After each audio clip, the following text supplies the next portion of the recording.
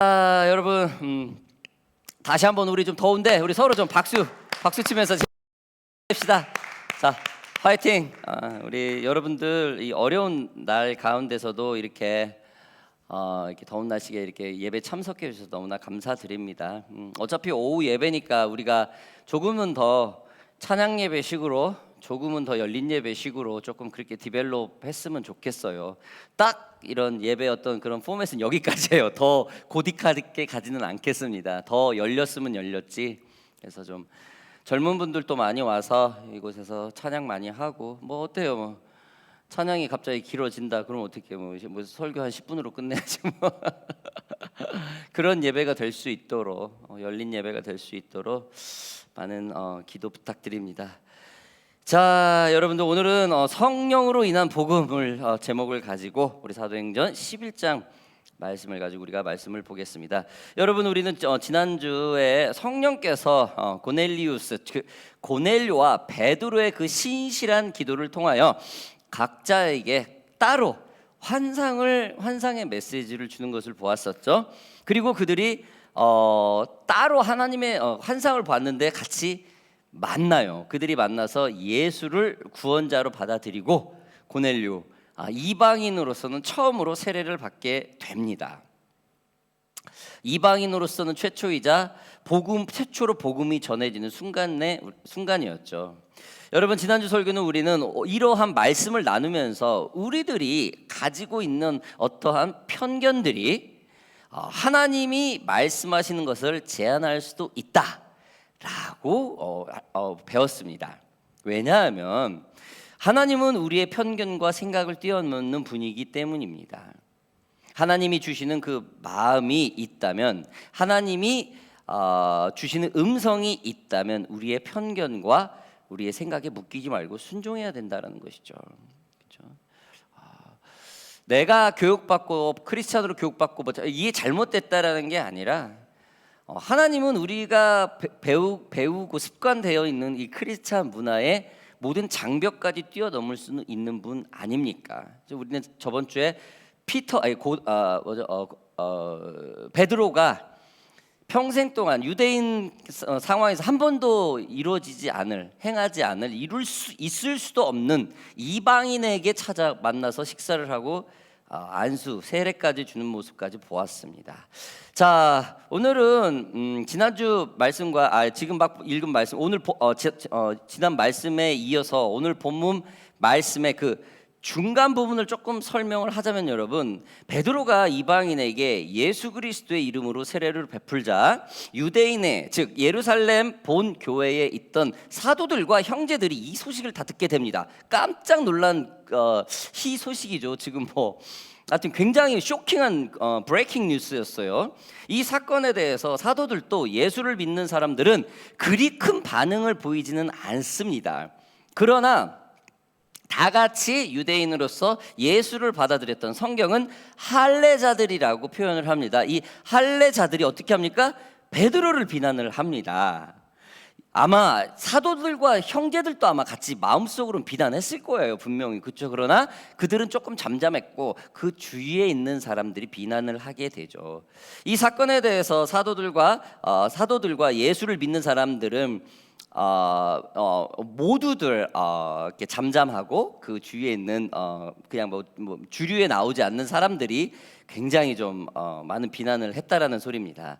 여기서 할례자들은 예수를 구주로 받아들인 유대인들인데 율법주의에서 완전하게 벗어나지 못한 사람들입니다. 즉 뭐냐면은 예수가 그리스도로 모든 유대의 법과 모든 성막의 장막을 모두 없앴다, 머리로서는 이해를 하는데 몸으로서는 아직 기억을 한다라는 거죠. 왜? 우리 할머니 제너레이션들 보면은 일본식 교육을 받아가지고 일본 말을 굉장히 많이 섞어요. 그렇죠? 저도 어렸을 때 벤또, 바케스, 스메끼리 이런 거, 아르바시 이런 말씀, 오봉 이런 걸 굉장히 많이 들었었어요, 저희 할머니한테. 아무튼 그런 게 남았었다라는 것이죠. 그리고 상당히 이들은 지식 수준이 있고 나름대로 조금 지성을 갖춘 사람들이 이 예루살렘에 모여 있었습니다. 그래서 당시 본 교회였던 예루살렘의 모여 모든 교회의 어떤 기준을 만들고 정관을 만들었다라는 것이죠. 아, 교회라는 게 이거고 예수라는 게 이러이러하다라는 사람들이 지금 그 사도들과 형제 그리고 할례자들이라는 겁니다. 이들이 지금 어떻게 하냐? 베드로가 율법을 어겼다는 식으로 지금 비난을 하고 있어요. 무할례, 즉 이방인과 함께 얘기도 하고 교제도 하면 안 된다는 율법이 분명히 있는데 베드로가 그 이방인의 집에 들어가서 어떻게 해요? 음식까지 먹고 또 어떻게 세례까지 주었다라는 겁니다.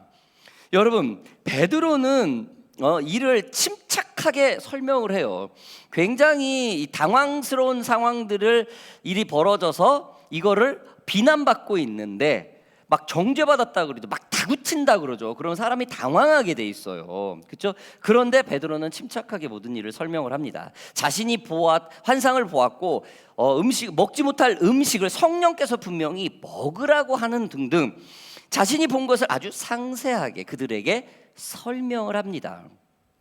우리 말씀 좀 볼까요? 11장 15절 말씀 16절 말씀 보겠습니다. 내가 말을 시작할 때에 성령이 그들에게 임하시기를 처음 우리에게 하신 것과 같이 하는지라 내가 주의 말씀에 요한은 물로 세례를 베풀었으나 너희는 성령으로 세례를 받으리라 하신 것이 생각났노라. 무슨 얘기입니까?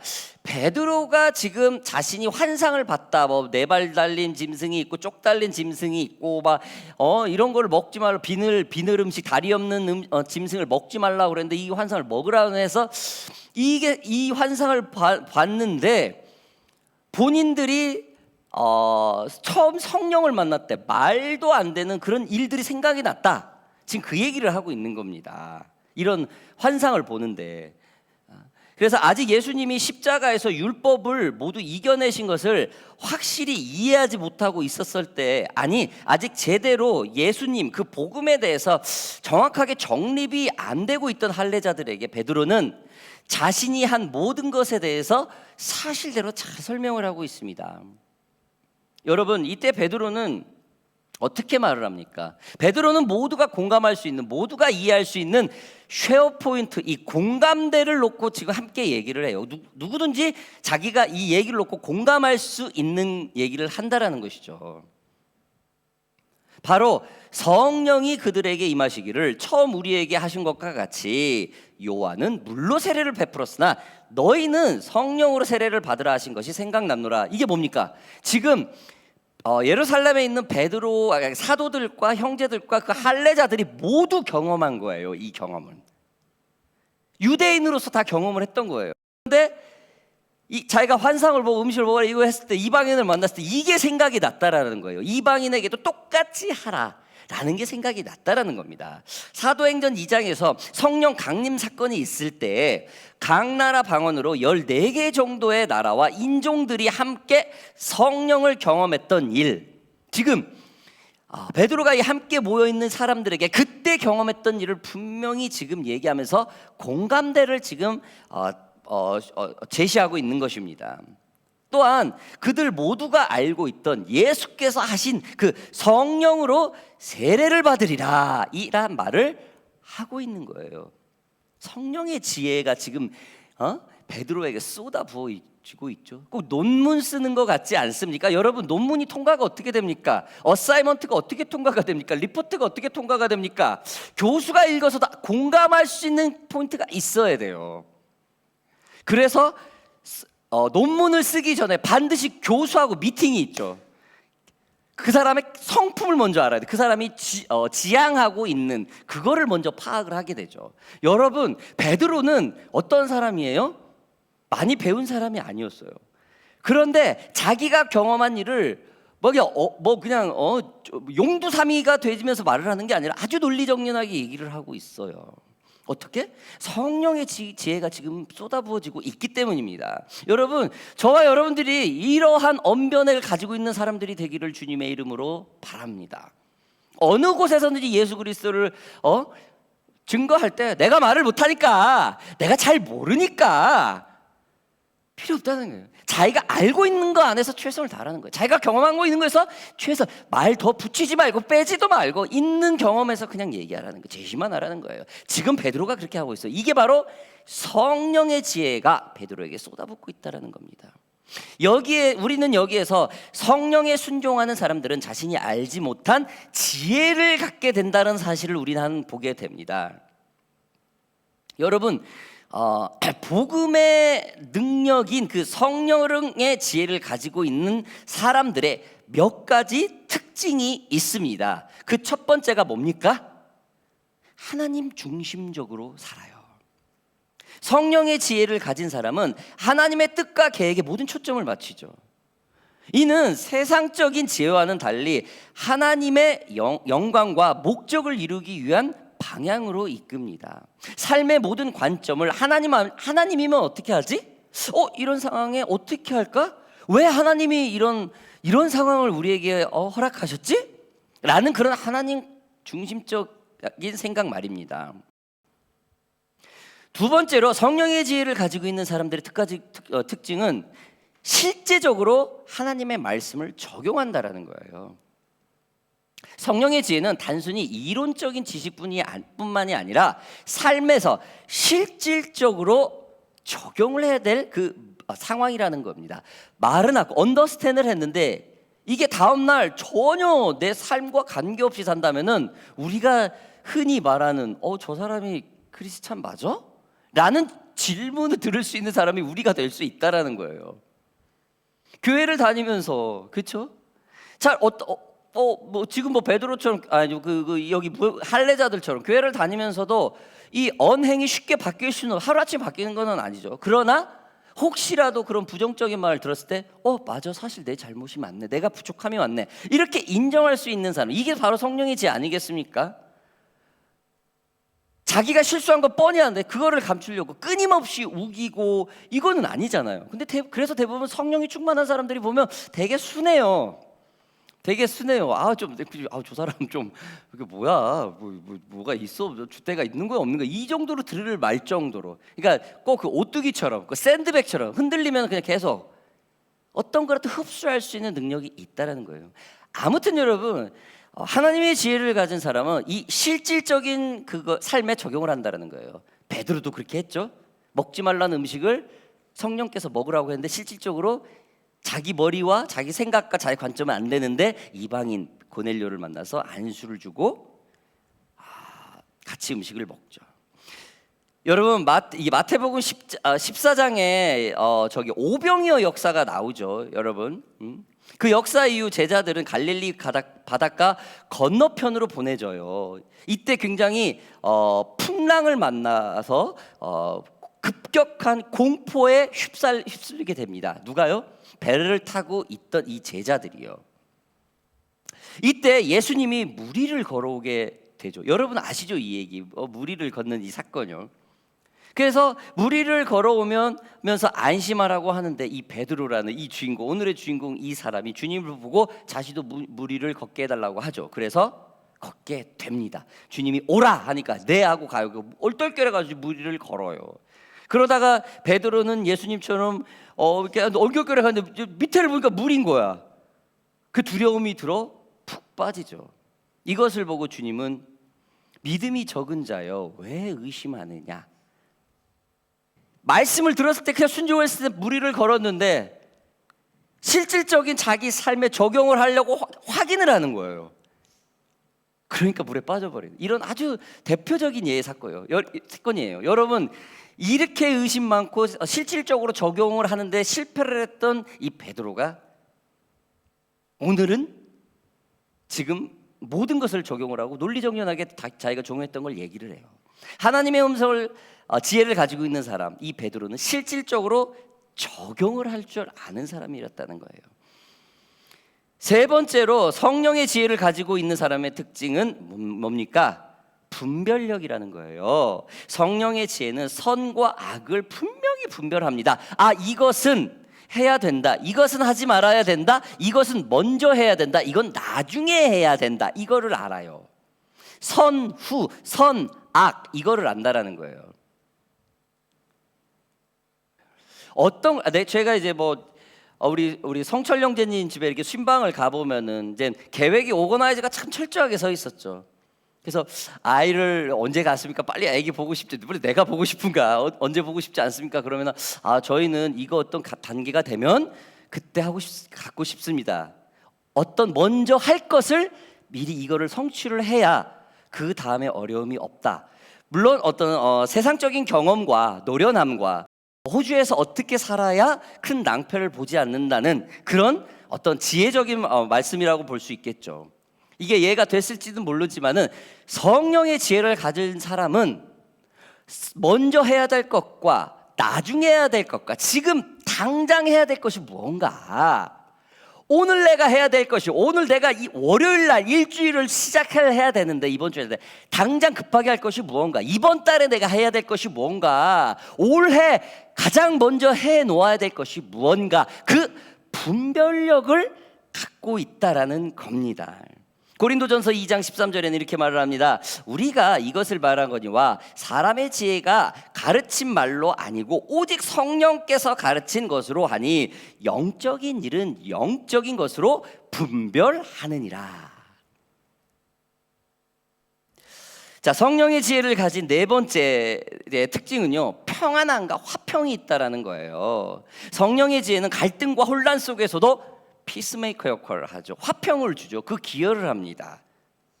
싸움이 일어나는 곳에 크리스찬들이 가면 다운이 되고, 전쟁이 일어나는 곳에 크리스찬이 들어가면은 이 전쟁이 끝나게 된다라는 것이죠. 야고보서 3장 17절에는 이렇게 말을 합니다. 위로부터 난 지혜는 첫째 성결이고 그 다음에 화평하고 관용하고 양순하며 긍휼과 선한 열매가 가득하고 편견과 거짓이 없나니. 여러분, 내 마음이 주님께 집중이 되어 있다면은 거짓이나 잘못된 편견이 혹시라도 나 자신도 모르게 있다면 어떻게 됩니까? 하나님의 말씀이 중심이 될 때 불편해요. 어떤 일을 하려고 그러는데 불편해요. 잘은 모르겠는데 이거 아닌 것 같다. 이건 아닌 것 같다. 저 또한 어떤 일을 할 때 내 안에 혹시 왜 불편하지? 이런 질문이 들을 때 내가 이게 지금 손해보는 짓인가, 이득이 있나, 내가 이 마음이 있나 혹시? 이것보다도 이게 하나님이 기뻐하실 일인가 아닌가, 이 질문이 먼저 나와야 되는데 이걸 내가 굳이 해도 될 일인가 아닌가, 벌써 그 생각이 먼저 들었다면은 벌써 내 마음에 좀 문제가 온 것이죠. 그렇죠? 벌써 하나님의 관점보다도 나의 이득과 어떤 그 부분에 중심이 됐다는 거예요. 이건 벌써 분별력을 잃는다는 거예요. 그러면은 관점을 좀 바꾼다는 것이죠. 하나님의 일로 이게 마땅한가? 성경적으로 이게 맞나? 주의를 범하는 일인가? 어떤 교제를 해야 되는 그런 거 있잖아요. 그렇게 해서 분별력을 찾아간다는 거예요. 여러분, 우리의 삶에서도 늘 마찬가지죠. 우리 각자 자신들에게 부족한 부분들이 각자 저마다 가지고 있어요. 우리 부족한 이 부분 때문에 주위와 그 환경이 자꾸 어려운 상황들이 벌어지고 주변이 피해를 볼 수 있거나 난처한 상황들이 벌어질 수 있어요. 뭐 때문에요? 나의 그 부족한 부분 때문에요. 여러분, 이것은 극복할 수 있는 것은 오직 주님의 지혜밖에 없다라는 거예요. 여러분, 그래서 교회에서는 세상의 지혜가 있건 없고 그거하고 상관없이 똑같이 편견을 갖지 않고 살 수 있다라는 겁니다. 오히려 자기가 부족한 부분이 눌리지만 않는다면은, 그렇죠? 당당해야죠. 호주 문화가 그게 참 좋은 것 같아요. 그렇죠? 어떤 상황에서도 한국에서는 예를 들어서 좋은 대학을 나왔다 여기를 되게 막 이렇게 좀 이렇게 머뭇거리잖아요. 얘기를 할 때. 저도 그런 문화에서 살았는데 여기서는 전혀 그런 게 없어요. 회사도 마찬가지죠. 들어갈 때는 레주메는 무슨 대학을 써요. 그렇죠? 들어가고 나면 아무도 공적인 일에 그 부분에서 묻지 않습니다. 들어갈 때는 레주메는 써야 돼요. 그러나 들어가고 나서는 진급의 문제라든지 어떤 환경, 파견의 문제라든지 이랬을 때는 그 학벌엔 전혀 상관이 없어요. 일할 때의 그 능력 안에서만 평가가 돼요. 그죠? 월급이 올라가거나 이런 부분에 대해서 우리도 참 이런 전체적인 부분에서 좀 배울 게 많아요. 그렇죠? 우리 교회도 마찬가지겠죠. 좀 그냥 서로 그냥 그게 자기의 수치가 창피한 거 그 부끄러운 게 아니라 어떤 얘기를 해도 서로 격려가 될 수 있고 어떤 얘기를 해도 서로 리드가 될 수 있는 어떤 얘기를 해도 창피하지 않고 너무 좋고 그런 교회가 우리 오션파크 교회가 됐으면 좋겠어요. 그렇죠? 저와 여러분들이 그런 교회를 만드시기를 주님의 이름으로 바랍니다. 여러분, 주님의 지혜라는 부분은 이사야서 11장 2절에 이렇게 말하고 있습니다. 그의 위에 여호와의 영 곧 지혜와 총명의 영이요 모략과 재능의 영이요 지식과 여호와를 경외하는 영이 강림하시리니. 여러분, 우리 모두 성령의 지혜를 구하는데 최선을 다합시다. 주님께 기도합시다. 주님, 지혜를 주십시오. 주님, 어려운 상황에 저는 잘 못하는데 하느님께서 저와 함께 하신다면 반드시 이 길을 극복할 수 있을 줄 압니다. 주님, 저에게 힘을 주십시오, 지혜를 주십시오라고 고백하는 저와 여러분들이 되기를 바랍니다. 자, 여러분, 마지막으로 우리 베드로는 이 지혜로 것을 어떻게 설명을 하고 있는지 말씀을 좀 보겠습니다. 18절부터 20절까지 보겠습니다. 오늘 본문 말씀이죠. 그들이 이 말을 듣고 잠잠하여 하나님께 영광을 돌려 이르되 그러면 하나님께서 이방인에게도 생명 얻는 회개를 주셨도다 하니라. 그때에 스데반의 일로 일어난 환란으로 말미암아 흩어진 자들이 베니게와 구브로와 안디오까지 이르러 유대인들에게만 말씀을 전하는데 그 중에 구브로와 구레네 몇 사람이 안디옥에 이르러 헬라인에게도 말하여 주 예수를 전파하니. 뭡니까 여러분? 확산이 되고 있죠. 지금 베드로가 이방인에게 최초로 세례를 줬는데 어떤 일이 일어나요? 그 상황 가운데 지금 이방 땅 곳곳에서 성령의 역사가 일어난다는 소리를 막 지금 이 예루살렘 본토에서 지금 듣고 있는 거예요. 성령의 역사가 이방 땅에서 일어난다. 한참 있다가 나중에 베드로가 지금 이 고넬리우스 세례 사건, 안수를 줬던 사건이 일어난 게 아니고 동시다발적으로 일어난다는 거예요. 복음이 확산되고 있다는 거죠. 성령의 지혜로운 베드로의 설명으로 지성인들이었던 할례자들이 베드로의 말을 듣고 어떻게 합니까? 잠잠하고 인정합니다. 그리고 누가 시키지도 않았는데 이방인들에게도 복음을 전한다는 것을 깨닫고 하나님께 모든 영광을 올립니다. 그리고 이 일이 있을 때쯤에 이방인에게서 복음이 전해진다는 소리가 예루살렘 본 교회에 막 들려오기 시작하죠. 동시다발적이죠. 여러분, 어떻습니까? 저는 이거를 한마디로 한방의 하나님, 막판 뒤집기 하나님, 화끈한 하나님, 그죠? 얼마나 베드로가 고민을 많이 했을까요? 이거 가서 어떻게 얘기하지? 이 쟁쟁한 고지식한 사람들 앞에서 이 얘기를 과연 믿을까? 어떻게 얘기하지? 근데 어떻게 합니까? 한방, 화끈하게 막판 뒤집기라고 그러죠. 역전승이라고 그러죠. 저는 이 부분을 좀 그렇게 말하고 싶어요. 한방의 하나님, 저와 여러분들이 이런 화끈한 하나님의 역사가 늘 일어나기를 주님의 이름으로 바랍니다. 여러분, 말씀을 정리하겠습니다. 여러분, 저희 교회는 지난주에 지금 라이트를 다 LED로 바꿨어요. 여러분 보이십니까? 조금 밝아진 것 같죠? 영구적으로 쓴다고 이게 지금 LED로 바꿨어요. 목적은 좀 더 환하고 경제적인 전기세를 절감하기 위해서, 그리고 반영구적으로 사용하기 위한 다목적으로의 목적을 가지고 이거를 모두 큰 돈을 주고 전체 밖에 등까지 다 바꿨어요.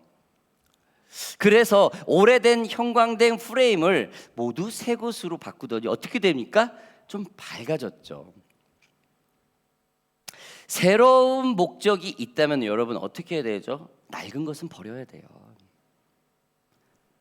새로운 것을 바꾸기 위해서는 낡은 것이 버려져야 된다는 겁니다. 그래야 그 목적 달성이 가능하죠. 베드로와 고넬료의 이 획기적인 사건은, 예수님의 구원 사건이 이스라엘만이 아닌 온 열방에 향하고 있다라는 그 시작인데, 이거를 뭐를 시작합니까?